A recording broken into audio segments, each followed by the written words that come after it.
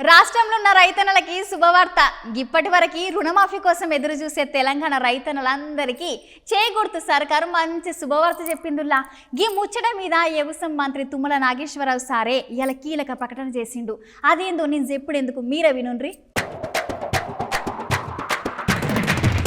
రాష్ట్ర ప్రజలకు రుణమాఫీ పైన వ్యవసాయ మంత్రి తుమ్మల నాగేశ్వరరావు సార్ కీలక ప్రకటన చేసిండు. ఇప్పటి వరకు రుణమాఫీ కోసం ఎదురు చూస్తున్న రైతన్నలకు తొందరలో రుణమాఫీ చేస్తామని సార్ చెప్పిండు. ఈ ముచ్చట గురించి తుమ్మల నాగేశ్వరరావు సార్ ఇవాళ కీలక ప్రకటన సుత చేసిండు. ఇక మీదటి రైతన్నలను ఏ బ్యాంక్ అధికారులు సుత అసలు ఇబ్బంది పెట్టొద్దని అన్నాడు. అంతేకాదు అతి తొందరలోనే అందరికి 2 లక్షల రూపాయలు రుణమాఫీ చేస్తామని, అప్పటి వరకు జర రైతన్నలను ఇబ్బంది పెట్టొద్దని తుమ్మల సార్ కోరిండు. ఇక ఈ ముచ్చట మీదనే నిన్న నారాయణపేటలో జరిగిన చేకూర్తు పార్టీ జనజాతర మీటింగ్ లో సుత రేవంత్ సార్ ఇదే ముచ్చట చెప్పిండు.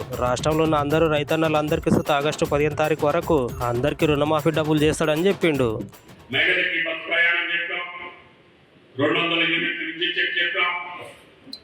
అన్ని కార్యక్రమాలు ఒక్కొక్కటి పూర్తి చేసుకుంటూ వస్తున్నాం. ఇంకా 1-2 చేయాల్సినటువంటి అవసరం ఉంది. ఈ లోపుగా 7 నెలలుగా వర్షాలు లేకపోవటం వలన, భూగర్భ జలాలు పడిపోవటం వలన ప్రాజెక్టులన్నింటిలో కూడా నీళ్లు డెడ్ స్టోరేజ్కి వచ్చినాయి. అంటే వాడు గేట్ ఎత్తమంటున్నారు కానీ గేట్ ఎత్తినా నీళ్లు లేవు. ఎందుకంటే ఎన్నికల ముందు మేము చెప్పాం, సాగర్లో వానాకాలంలోనే మీరు పంటకి నీళ్ళు ఇవ్వలేదు, నీళ్లు రాలేదని.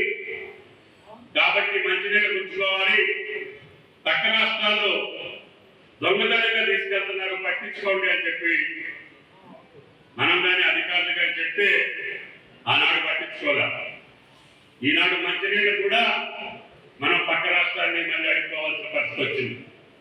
అయినా సరే ముఖ్యమంత్రి గారు దానికి కావాల్సినటువంటి ఏర్పాట్లు చేసుకుంటూనే, ప్రజలకు కావాల్సినటువంటి అత్యవసర కార్యక్రమాలు పూర్తి చేసుకుంటూనే, పరిపాలన సక్రమంగా సవ్యంగా భారతదేశం మొత్తం కూడా ఈనాడు తెలంగాణ ప్రభుత్వం వెళ్ళి చూసేటటువంటి ఈ 120 రోజుల్లోనే చేయగలిగామంటే అది కాంగ్రెస్ పార్టీ యొక్క పట్టుదల.